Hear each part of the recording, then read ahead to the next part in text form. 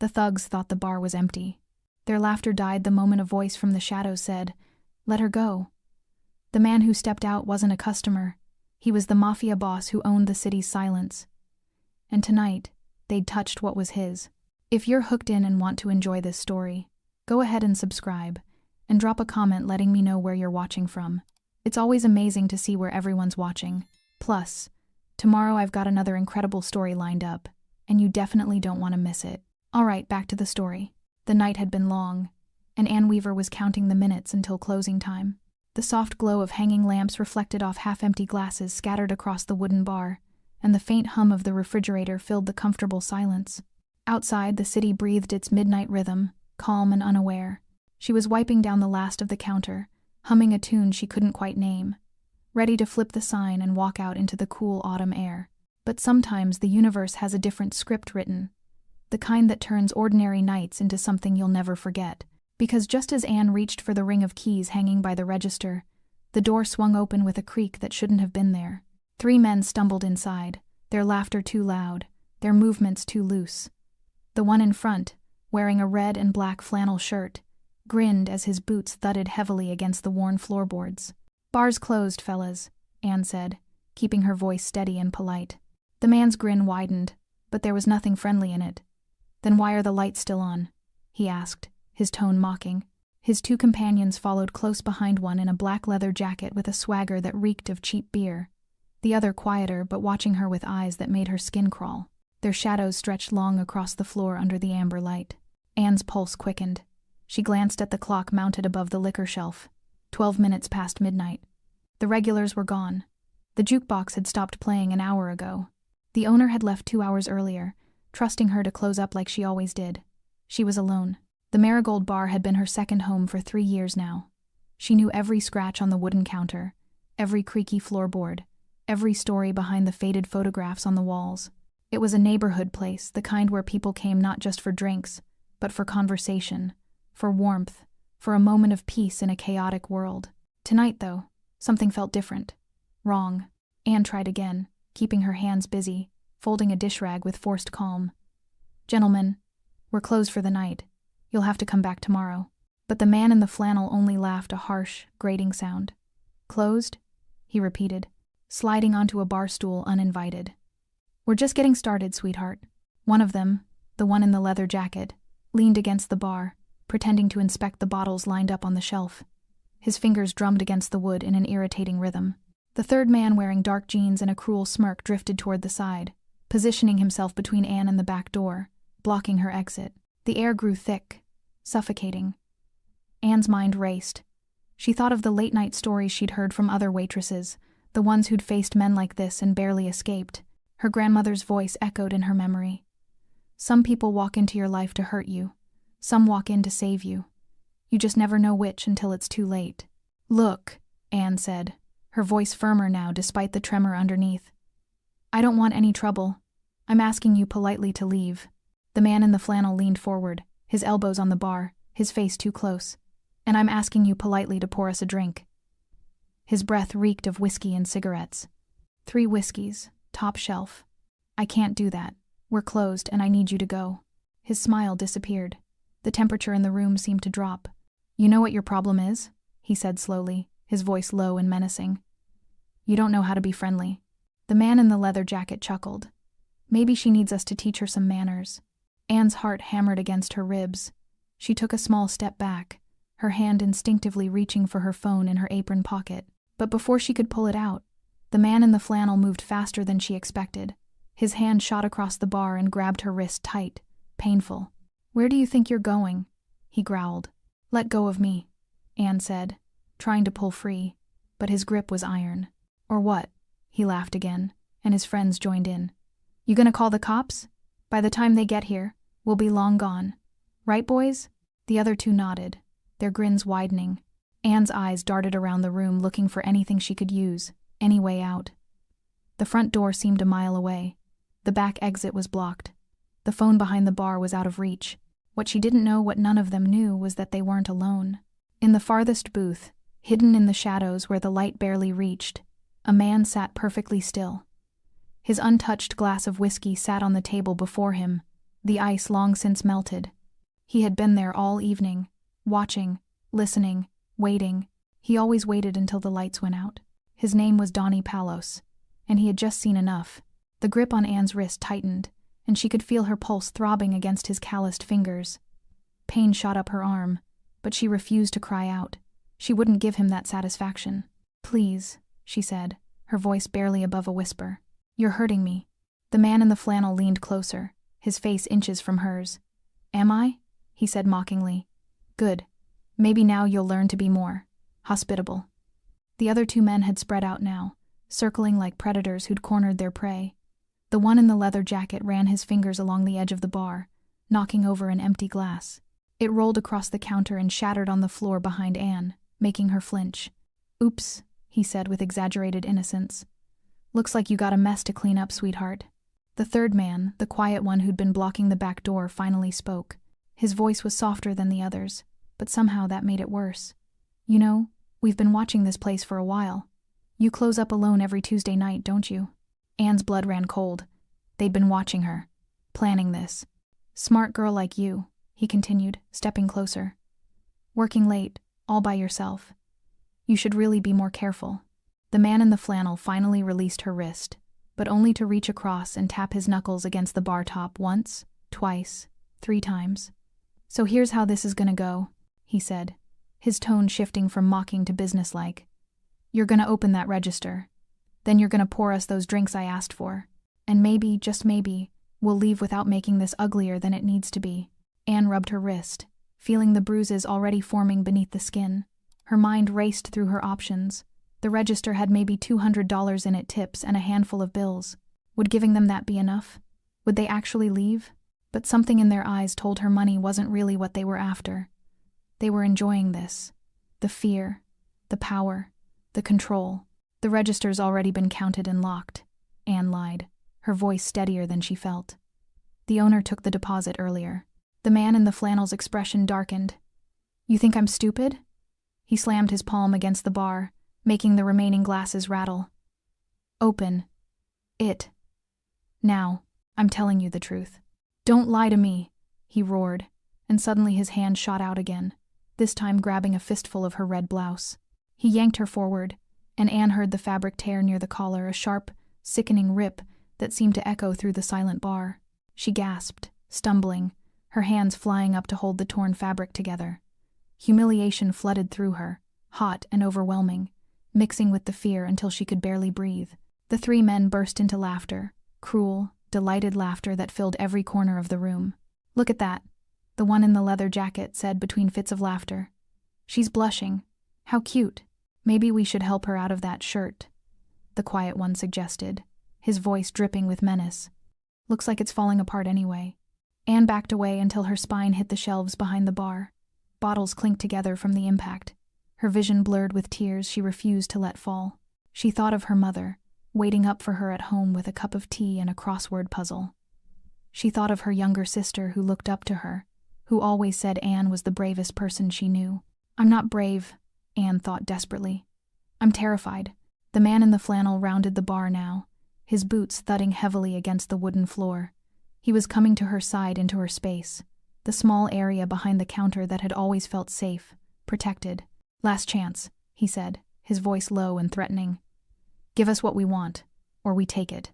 Anne's hand fumbled behind her, searching for anything, a bottle, a knife, the phone, but her fingers found nothing useful. Just smooth wood and empty air. The other 2 men were laughing again, leaning against the bar like they were watching a show. One of them drummed his fingers against the counter in that same irritating rhythm.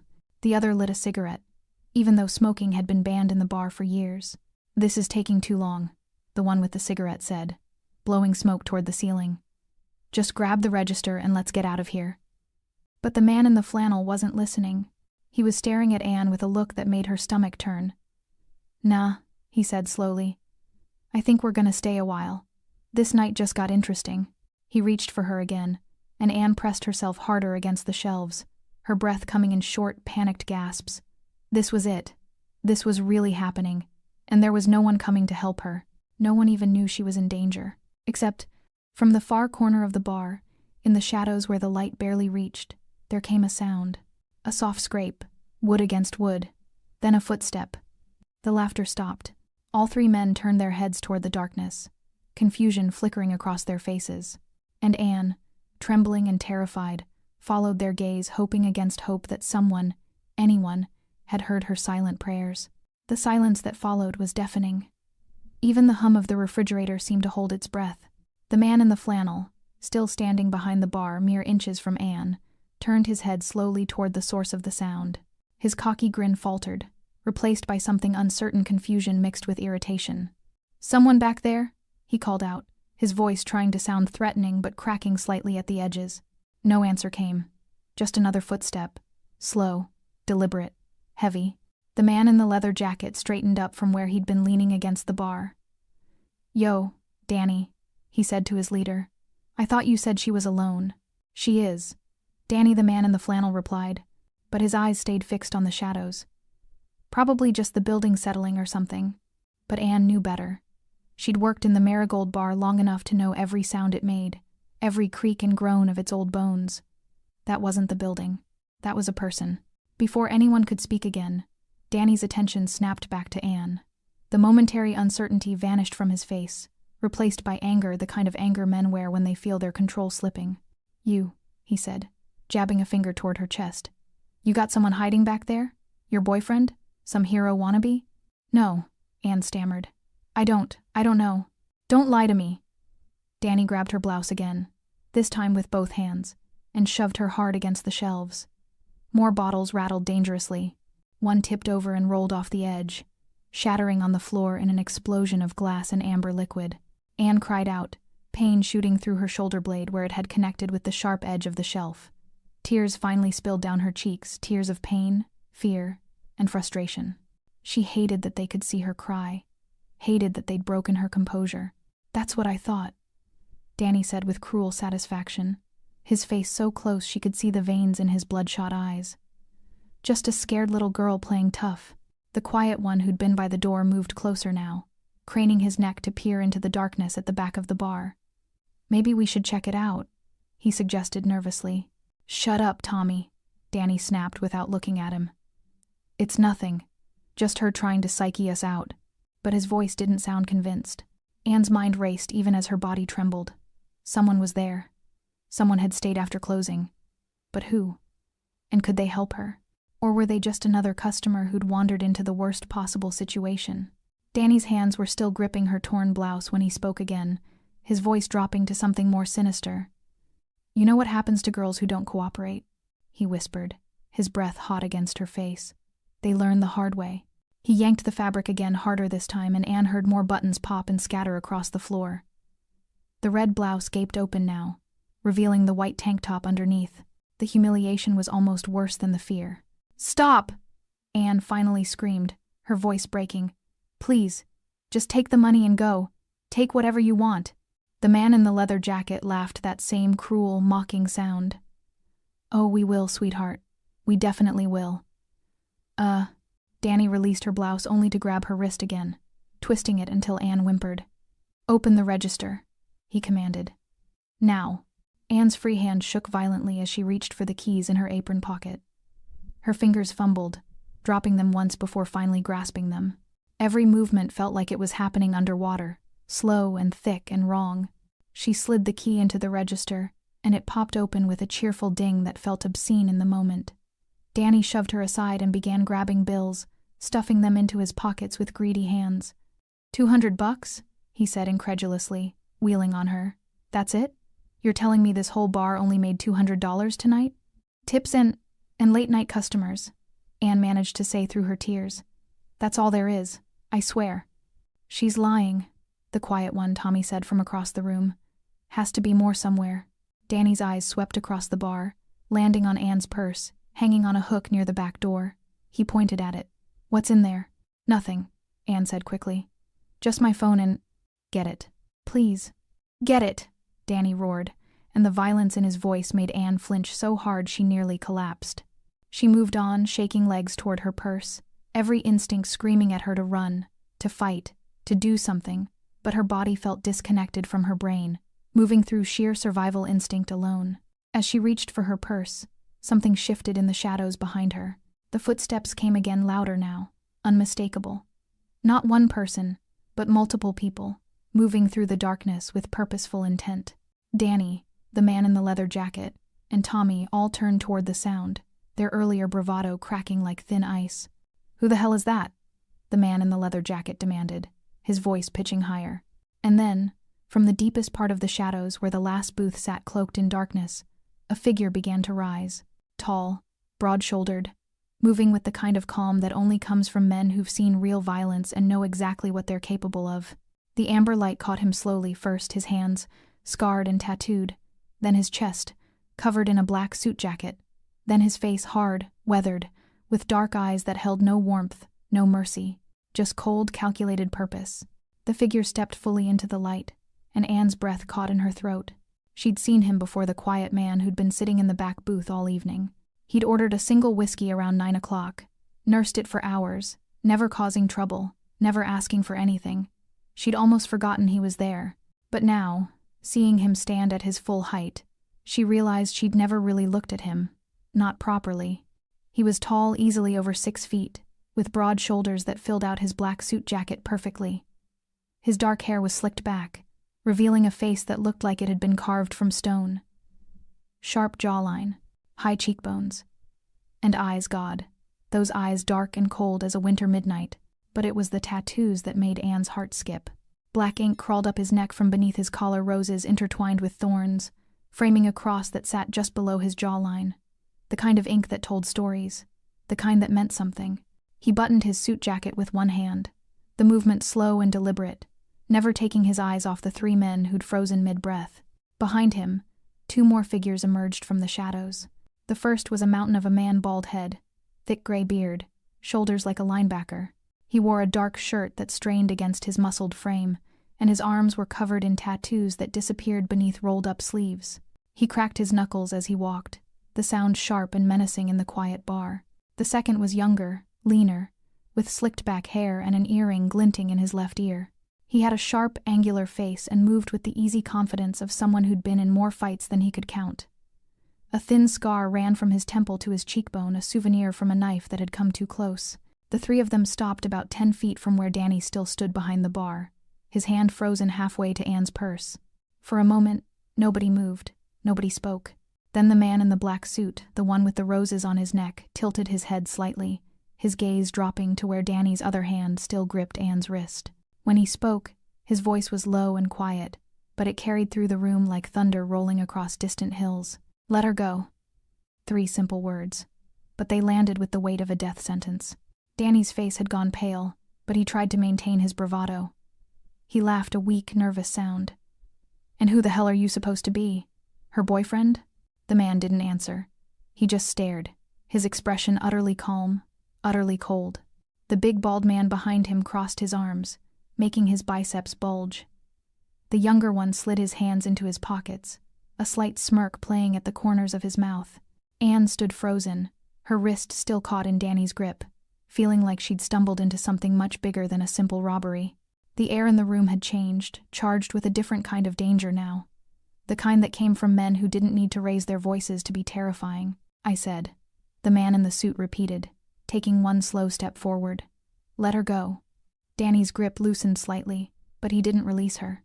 Instead, he tried to rally his courage, puffing out his chest. "You don't know who you're messing with, old man. There's 3 of us, and—" "There's 3 of us too," the bald man rumbled, his voice like gravel. "Want to see how that plays out?" The man in the leather jacket who'd been so cocky earlier took an unconscious step backward. "Danny," he said nervously, "maybe we should just—" "Shut up," Danny snapped, but his voice cracked.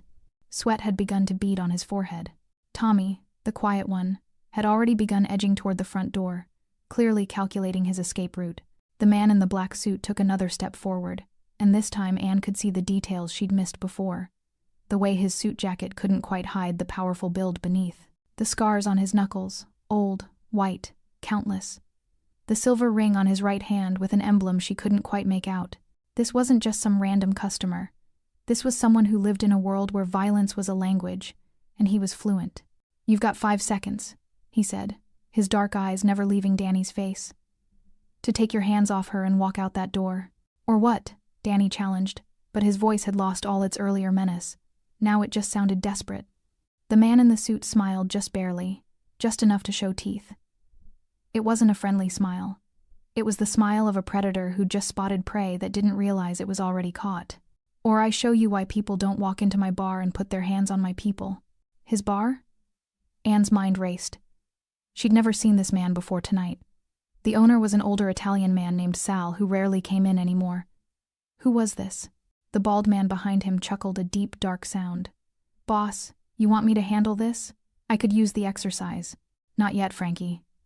The man in the suit said calmly. I want to give them a chance to make the smart choice. But Danny, foolish and proud and too stupid to recognize real danger when it stood 6 feet away, made the worst decision of his life. He tightened his grip on Anne's wrist and reached into his jacket pocket. I got a knife, he said, his voice shaking. And I'll use it. On her first, then on you. The temperature in the room seemed to drop 10 degrees. The man in the black suit's expression didn't change, but something in his eyes did. Something dark and final. Wrong answer, he said quietly. Then he moved. What happened next occurred so fast that Anne almost couldn't process it. The man in the black suit closed the distance between himself and Danny in 3 strides, each one measured, purposeful, like a clock ticking down to midnight. His movements were smooth, almost casual, as if he were simply walking across the bar to order a drink. But there was nothing casual about the look in his eyes. Danny's hand was still fumbling in his jacket pocket for the knife when the man reached him. In one fluid motion, he grabbed Danny's wrist, the same wrist that had been gripping Anne, and twisted. Hard. The sound that came from Danny's mouth was somewhere between a gasp and a scream. The knife clattered to the floor, forgotten, as he tried to pull away from the iron grip that held him. That's the hand you used to touch her, the man said quietly, his voice conversational, almost gentle. Remember that. He twisted again, and Danny dropped to his knees, his face contorted in agony. The man released him, and Danny scrambled backward, cradling his wrist against his chest. The entire exchange had taken maybe 5 seconds. Anne stood frozen behind the bar, her hand clutched to her torn blouse, watching with wide eyes as the man in the black suit turned his attention to the other 2 intruders. The man in the leather jacket had pulled out his phone, trying to dial with shaking hands. I'm calling the cops. The younger man with the scar, the one the bald man had called something else, moved like lightning. He crossed the room in 2 steps, plucked the phone from the leather-jacketed man's hands, and casually tossed it behind the bar. It landed in a sink full of dirty dishwater with a satisfying plunk. No cops, the scarred man said cheerfully. This is between us. Tommy had made it halfway to the door when the massive bald man, Frankie, simply stepped into his path. Tommy bounced off him like he'd run into a brick wall and stumbled backward, landing hard on his backside. Where are you going? Frankie asked, looking down at him with mock concern. Party's just getting started. The man in the black suit walked slowly toward where Danny still knelt on the floor, clutching his wrist. He crouched down, bringing himself to eye level with the terrified thug. Here's what's going to happen, he said, his voice still that same quiet, controlled tone. You're going to answer some questions, and depending on your answers, you either walk out of here on your own 2 feet, or my friends carry you out. Understand? Danny nodded frantically, tears streaming down his face. All his earlier bravado had evaporated like morning mist. Good. The man in the suit tilted his head slightly. First question. Have you done this before? Other bars, other waitresses? Danny hesitated, and the man's expression darkened just a fraction, but it was enough. Don't lie to me, he said softly. I can always tell when someone's lying. Yes, Danny stammered. A few times. But we never really hurt anyone. You never really hurt anyone, the man repeated, his voice devoid of emotion. He glanced back at Anne, taking in her torn blouse, her tear-stained face, the bruises already forming on her wrist. You hear that, Anne? They never really hurt anyone. It was the first time he'd said her name, and something about hearing it from his lips made Anne's knees weak. He knew her name. How long had he been watching? The man in the suit stood up slowly, towering over Danny. Here's what you don't understand, he continued, his voice still quiet but carrying an edge now sharp as broken glass. Every person who works in this bar is under my protection. This whole neighborhood is under my protection. And when you walk into my territory and put your hands on my people, you don't just disrespect her, you disrespect me. He paused, letting that sink in. And nobody, he leaned down, bringing his face close to Danny's. disrespects me and walks away without consequences. Danny was openly sobbing now, his tough guy persona completely shattered. "I'm sorry," he choked out. "I'm sorry. I didn't know we didn't know." "No," the man agreed. "You didn't. But you do now." He straightened up and gestured to Frankie and the scarred man. "Get them up, all three of them." The two men moved with practiced efficiency, hauling Danny and his companions to their feet. The man in the leather jacket was shaking so badly his teeth were chattering. Tommy looked like he might pass out. The man in the black suit walked back toward Anne, his expression softening just slightly when he looked at her. "Are you hurt?" he asked.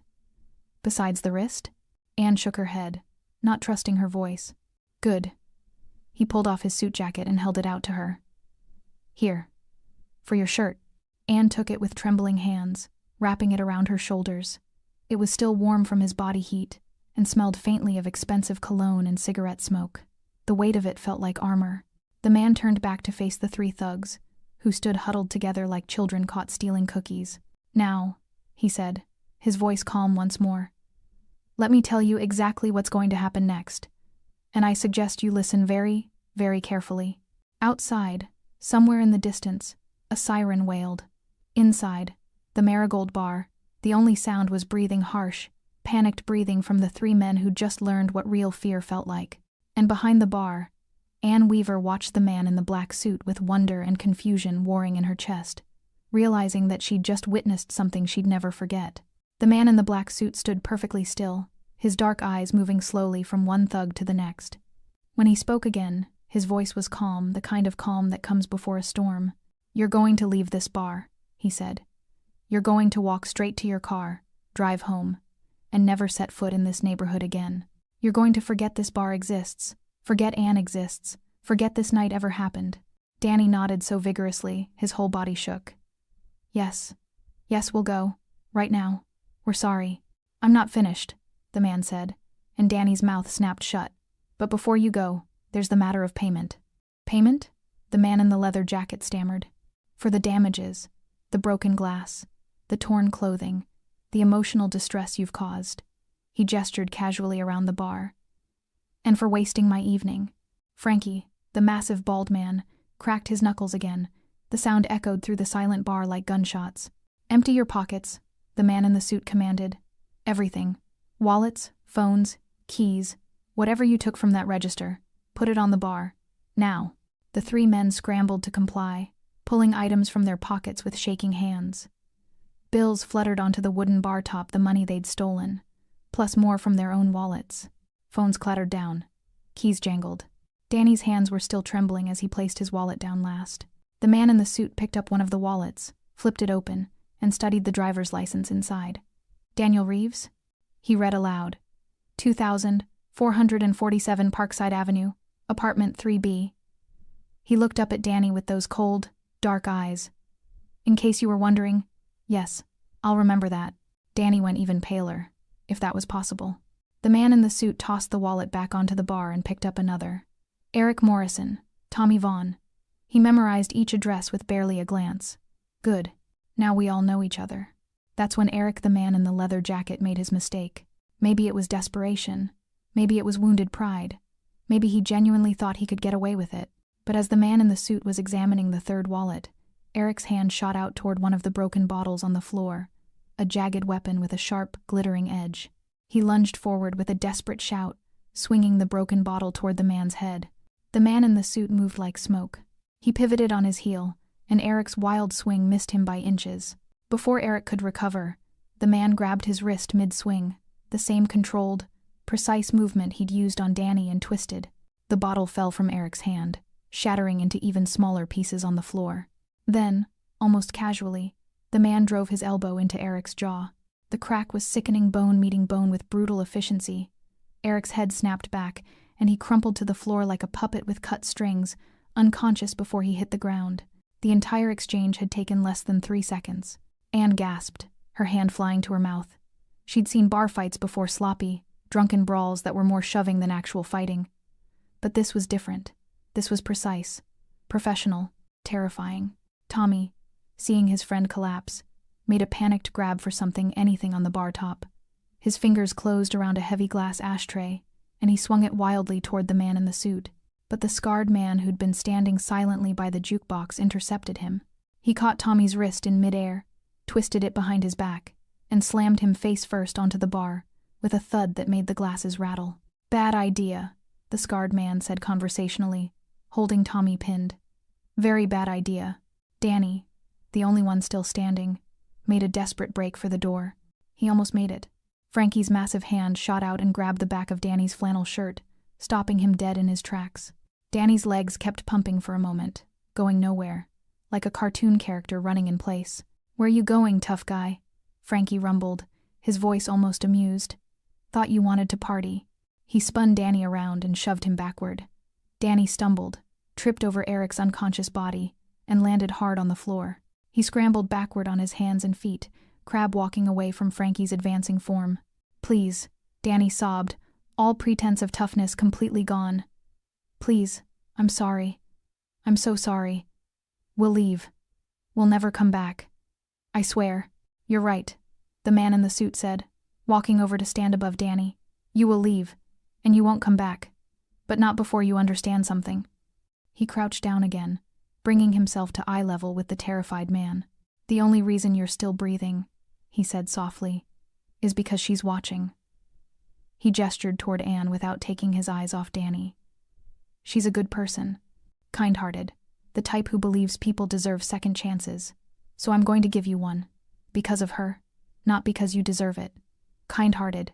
He leaned closer, his voice dropping to barely a whisper, but Anne could still hear it in the deadly quiet of the bar. "But if I ever, and I mean ever, hear about you putting your hands on another woman, I won't be this generous. You understand me?" Danny nodded frantically, tears and snot running down his face. "Good." The man in the suit stood up, straightening his shirt. "Now get your friends and get out of my sight. You've got 30 seconds before I change my mind." Danny didn't need to be told twice. He scrambled to his feet, nearly slipping on the broken glass scattered across the floor. With shaking hands, he grabbed Eric under the arms and began dragging him toward the door. Eric's head lolled to the side, still unconscious, a dark bruise already blooming along his jawline. The scarred man released Tommy, who immediately rushed to help Danny with Eric's dead weight. Together, they hauled him toward the exit, grunting with effort. Neither of them looked back. Neither of them said another word. The front door swung open with a creak that seemed too loud in the aftermath of violence. Cool night air rushed in, carrying with it the distant sounds of the city cars passing, a dog barking, life continuing as if nothing had happened. Within seconds, they were gone. The door swung shut behind them with a soft click, and then there was silence.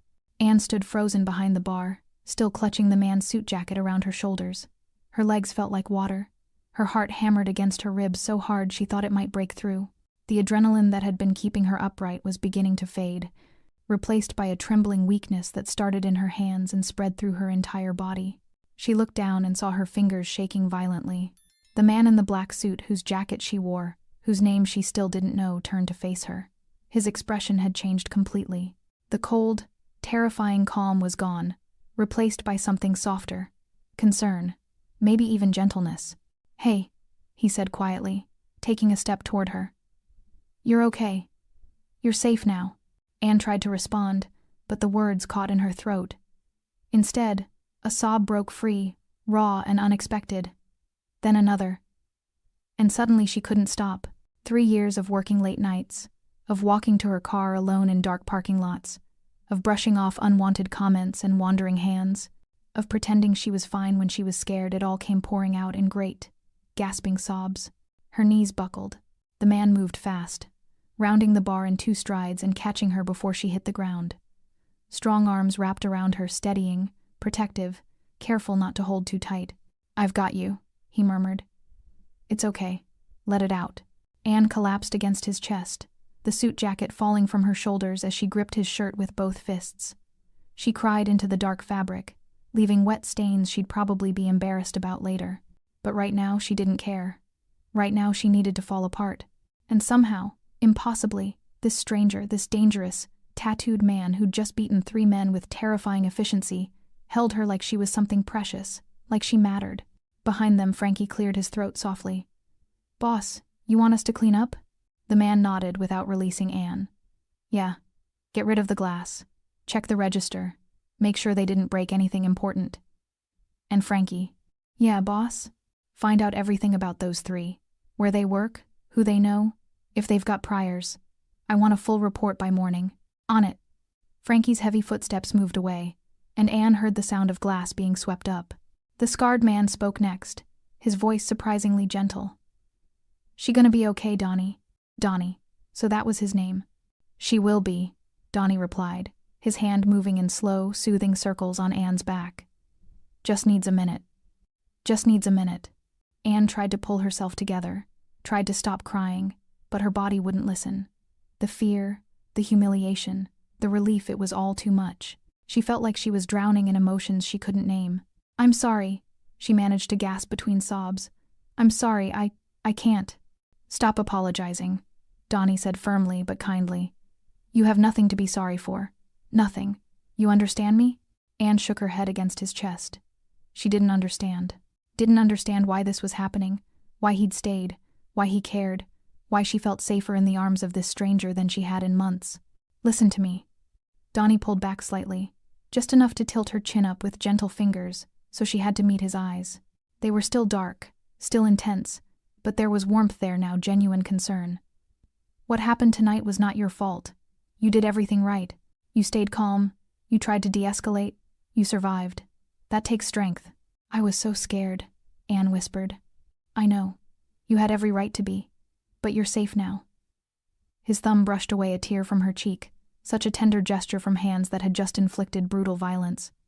No one's going to hurt you. Not while I'm here. No one's going to hurt you. Behind them, the sound of sweeping continued. Glass clinked into a dustpan. Water ran in the sink. The scarred man was humming softly something old and bluesy that seemed oddly appropriate. Anne's breathing began to slow, the sobs gradually subsiding into hiccups and shaky breaths. She became aware of how she must look red-eyed, tear-stained, still clutching a stranger's shirt like a lifeline. I don't even know you, she said, her voice small and confused. Why did you help me? Donnie was quiet for a moment, his hand still resting gently on her back. When he finally spoke, his voice carried the weight of old memories and hard-learned lessons. Because a long time ago, someone didn't help someone I cared about, and I've spent every day since making sure that doesn't happen to anyone else. Not in my neighborhood, not on my watch. There was pain in those words, deep, old pain that had scarred over but never fully healed. Anne looked up at him, really looked at him. Past the tattoos and the scars and the dangerous reputation she was beginning to understand he carried. She saw someone who'd been broken once and had decided to use those broken pieces to protect others. Thank you, she whispered. Donnie gave her a small, sad smile. You're welcome. Anne finally pulled away from Donnie's chest, wiping her eyes with the back of her hand. She felt embarrassed now, crying all over a stranger, falling apart like that. She'd always prided herself on being strong, on handling whatever life threw at her with grace and composure.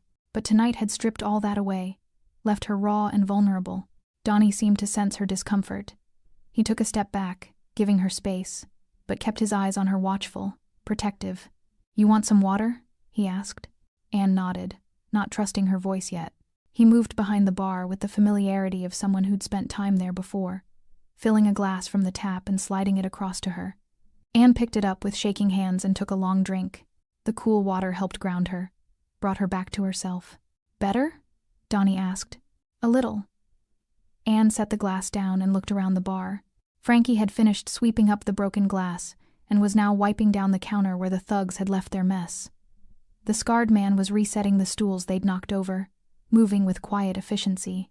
It was surreal, these three dangerous men cleaning up her bar like it was the most natural thing in the world. I still don't understand, Anne said finally, looking back at Donnie.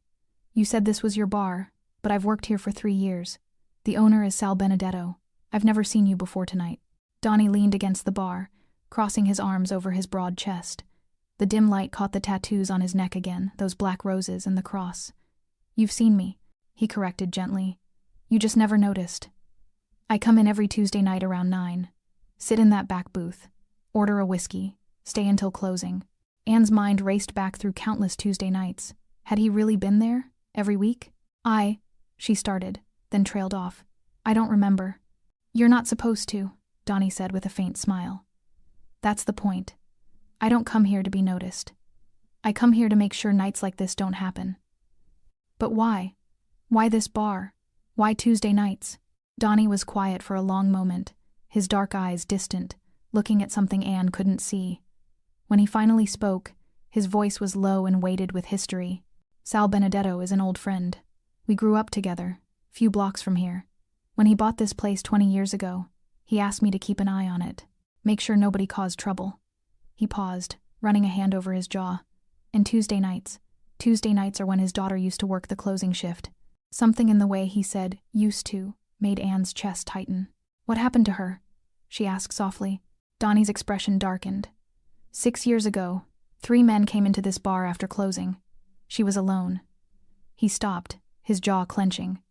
By the time anyone found her, it was too late. Anne's hand flew to her mouth. Oh my God.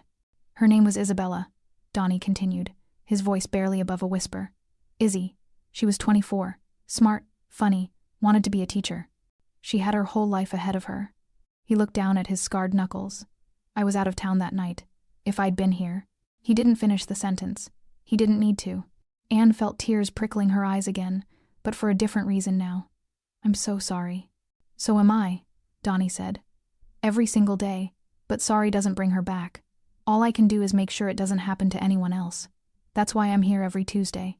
That's why I never leave until the lights go out and everyone's safe. Anne understood now. The protective vigilance, the controlled violence, the way he'd moved without hesitation, it all made sense. He wasn't just some random stranger who'd happened to be in the right place at the right time. He was a man carrying the weight of a promise he'd made to a ghost. Does Sal know you're still doing this? Anne asked. Donnie shook his head. Sal sold me this bar 4 years ago. Couldn't stand to run it anymore after what happened to Izzy. Too many memories. But I never told him I bought it. As far as he knows, it went to some investment group. He gestured around the quiet space. I kept everything the same. Same name, same decor, same staff schedule. Only thing I changed was making sure nobody works closing shift alone. There's always supposed to be at least 2 people here. Anne's stomach dropped. There were supposed to be 2 of us tonight. Jenny was scheduled, but she called in sick at the last minute. I told her it was fine, that I could handle it alone. Her voice cracked.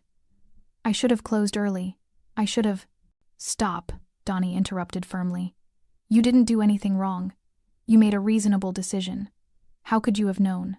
Frankie approached then, wiping his hands on a bar towel. Place is clean, boss. Register's intact. That broken bottle cut up the floor mat pretty good, but nothing we can't replace. Good. Thanks, Frankie. The scarred man joined them, pulling out a pack of cigarettes before remembering where he was and tucking them away again. Those 3 won't be a problem anymore. Word'll spread fast about what happens to people who mess with your places. Your places? Anne asked, looking at Donnie. You own more than just this bar? Donnie shrugged.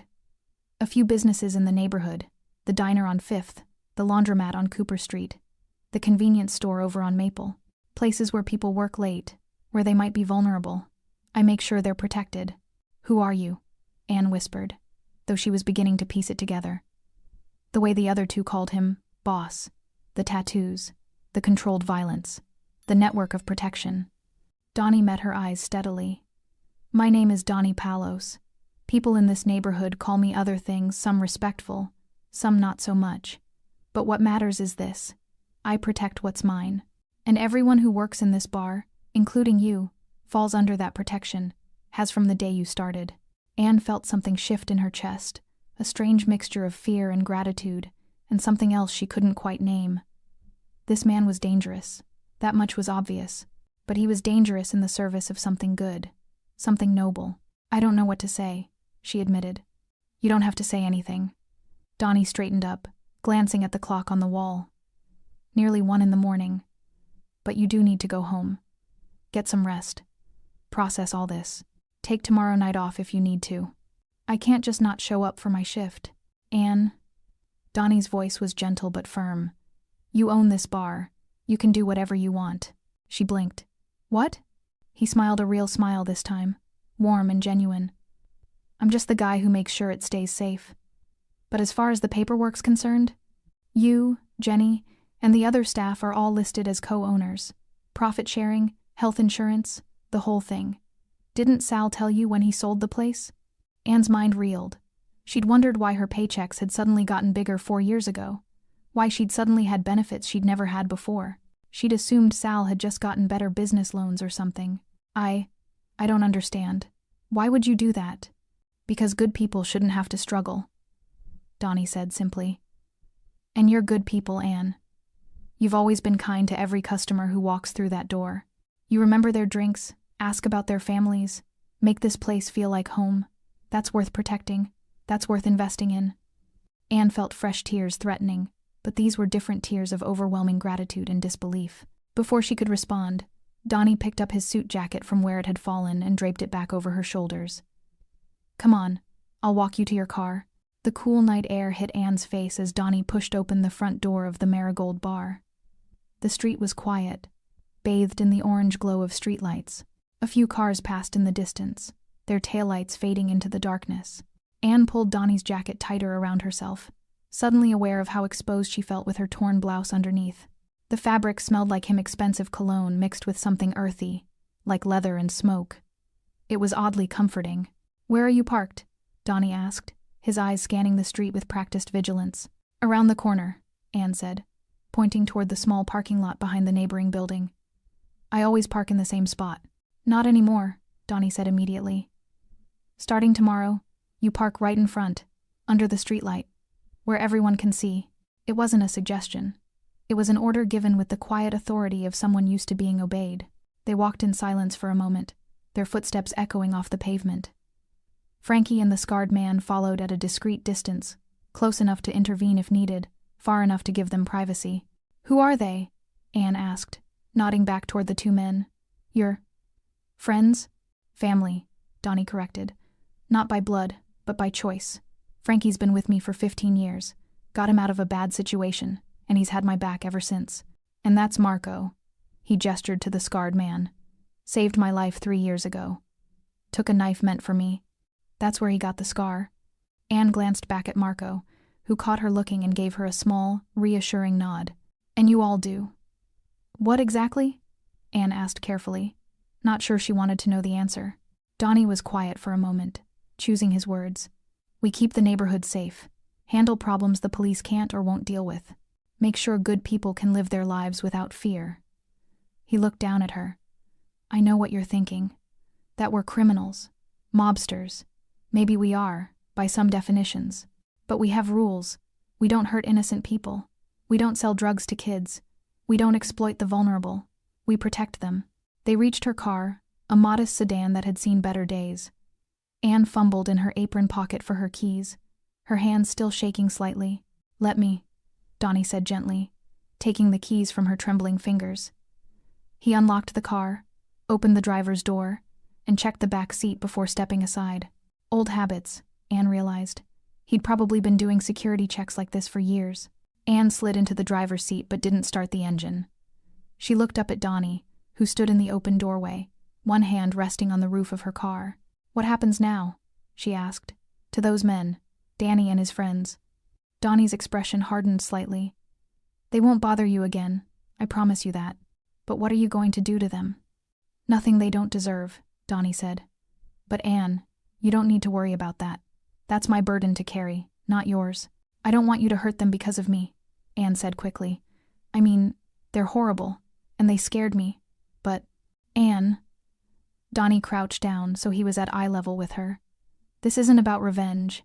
This is about making sure they never do to another woman what they tried to do to you tonight. Frankie's going to dig into their backgrounds. If they've done this before, and I'm willing to bet they have, we'll make sure the right evidence ends up in the right hands. Police, prosecutors, victims who were too scared to come forward. We'll give them the justice they deserve. And if they haven't done it before, then they get a warning they'll never forget. And we keep tabs on them. If they step out of line again, anywhere in this city, we'll know. And next time, I won't be as generous. Anne studied his face, the hard lines, the cold determination in his eyes, but also the underlying code of honor that seemed to guide everything he did. You really meant it, she said softly. What you said in the bar, about protecting people because someone you cared about wasn't protected. Every word, Donnie confirmed. Isabella wasn't just Sal's daughter. She was like a little sister to me. I taught her how to ride a bike, helped her with her homework, walked her to school when we were kids, and I failed her when she needed me most. It wasn't your fault. Fault doesn't matter, Donnie interrupted. What matters is that she's gone and I'm still here, so I do what I can with the time I have left. I make sure other Isabellas get to go home safe, get to become teachers, get to live the lives they're supposed to live. Anne felt her throat tighten with emotion. Behind them, a car pulled up to the curb, and 2 men got out older, wearing suits despite the late hour. They spotted Donnie, and their faces went pale.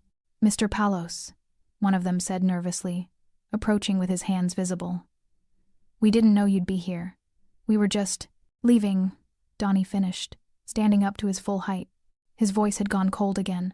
The warmth he'd shown Anne completely vanished. "This block is closed for business tonight. Spread the word." "Yes, sir. Right away, sir." The 2 men practically ran back to their car, tires squealing as they pulled away.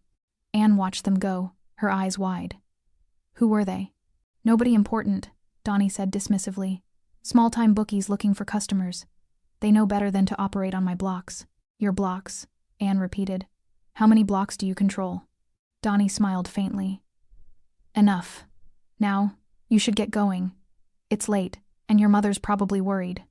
Anne blinked in surprise. "How did you know I live with my mother?" "I know a lot of things, Anne. It's my job to know." He stepped back from the car. "Drive safe. Text me when you get home." "I don't have your number." Donnie pulled a card from his pocket and handed it to her. Simple black card, embossed silver numbers, nothing else. "Only give this to people you trust absolutely," he said.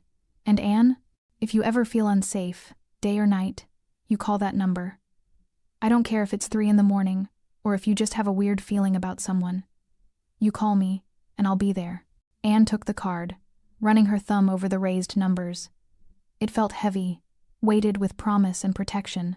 "Thank you," she whispered, "for everything." Donnie nodded once, then stepped back and closed her car door gently. Through the window, she saw him gesture to Frankie and Marco, who took up positions at either end of the street watching, guarding, making sure she got out safely. Anne started her car, her hands steadier now, and pulled out of the parking lot. In her rearview mirror, she could see Donnie standing under the streetlight, watching her go, his figure dark and solid against the orange glow. She didn't know what tomorrow would bring, or how this night would change her life. But as she drove through the quiet streets toward home, clutching the black card in one hand and wearing a stranger's suit jacket, Anne Weaver realized something profound. Sometimes the monsters we fear are the ones who save us. And sometimes, angels really do wear black and carry the weight of broken promises in their scarred knuckles. If you felt that moment, that fragile calm after fear, that unexpected grace from unlikely heroes, don't scroll past. Subscribe. Not for me, but for every soul who's ever needed someone to stand up when the world looked away. Because stories like this remind us that protection can come from the most unexpected places. The sun was just beginning to paint the sky in shades of pink and gold when Anne pulled into her driveway. Her mother's bedroom light was still on, of course it was. Margaret Weaver never slept until her daughter was home safe. Anne sat in her car for a moment, staring at the familiar house with its weathered blue shutters and the garden gnome her father had placed by the front steps 20 years ago. Everything looked the same as it had when she'd left for work yesterday evening, but she felt different, changed in ways she was still trying to understand. The front door opened before she'd even gotten out of the car, and her mother appeared on the porch, wrapped in her floral bathrobe, her gray hair in curlers. "Anne Marie Weaver," she called out, her voice a mixture of relief and reproach. "Do you have any idea what time it is? I've been worried sick." Anne climbed out of the car slowly, still wearing Donnie's suit jacket over her torn blouse. She'd wrapped it tightly enough that her mother wouldn't see the damage underneath. Not yet. She wasn't ready to explain everything that had happened. "I'm sorry, Mom," Anne said as she walked up the front steps.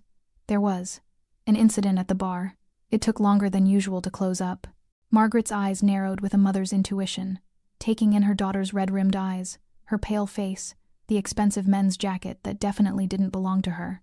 "What kind of incident?" "Nothing I couldn't handle," Anne lied, then immediately felt guilty for it.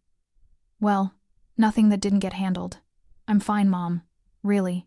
Margaret didn't look convinced, but she held the door open. "Come inside. I'll make us some tea." The kitchen was warm and familiar, smelling of the chamomile sachet her mother always kept by the window.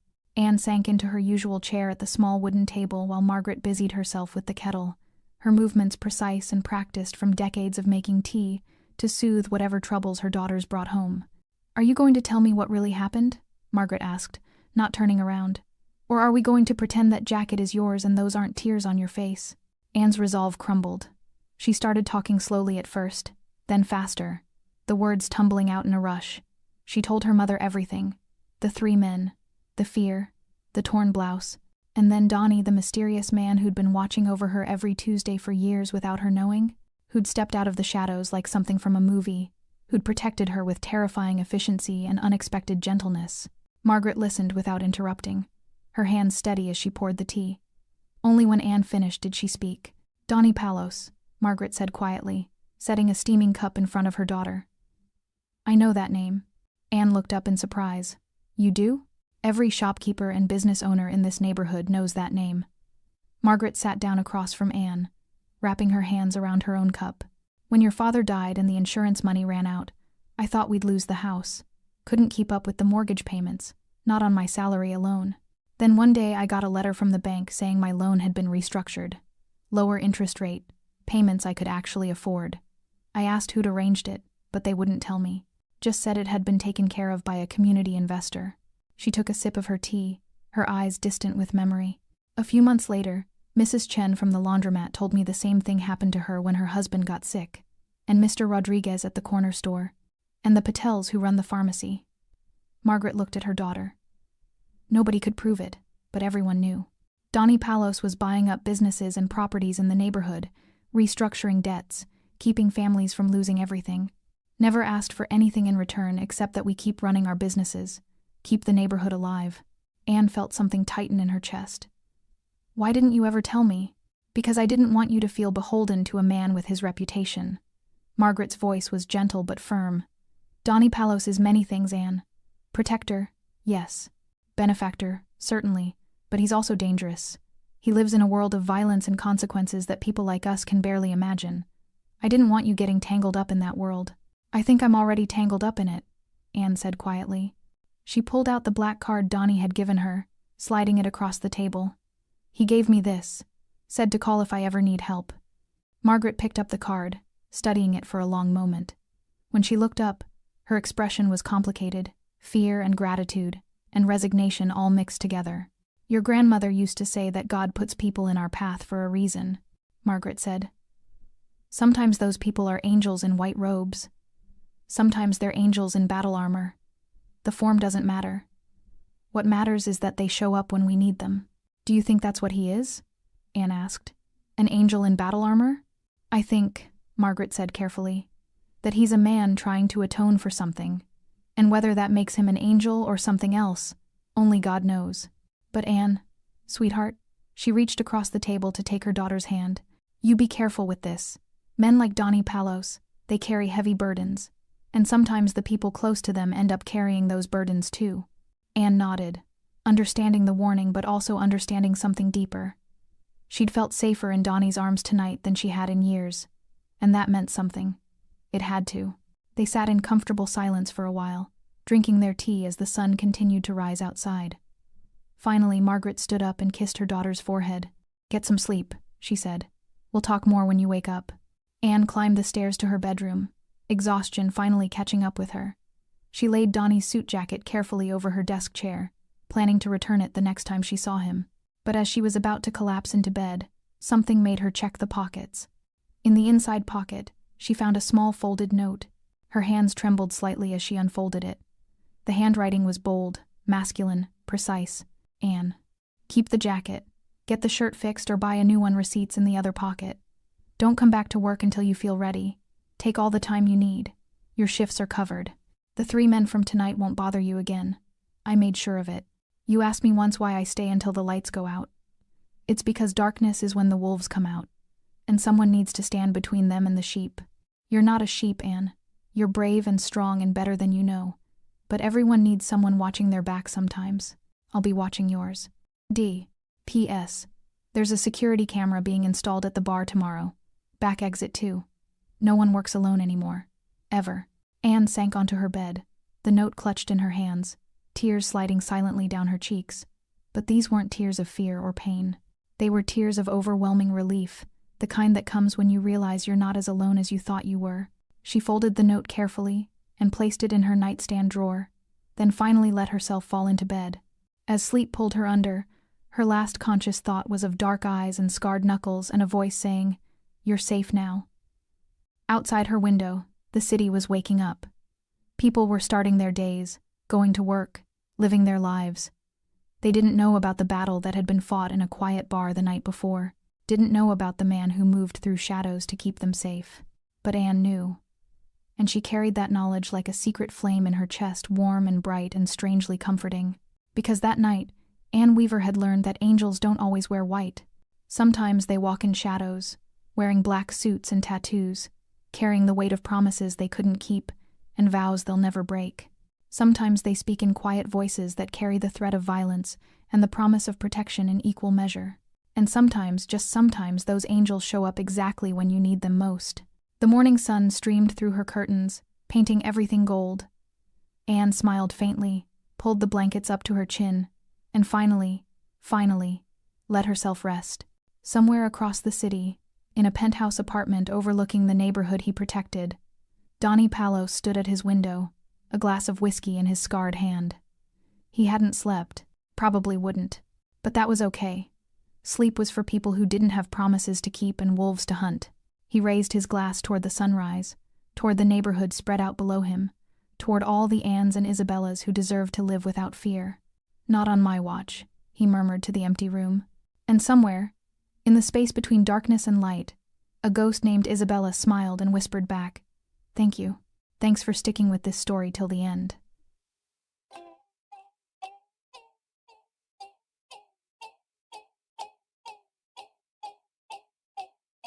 If you enjoyed it, you're going to love the next one. It's packed with unexpected turns and heartfelt moments. Click the image on your screen to keep the journey going, and make sure to hit subscribe for more amazing stories. Drop a comment and rate this story from 1 to 10. I can't wait to see what you think.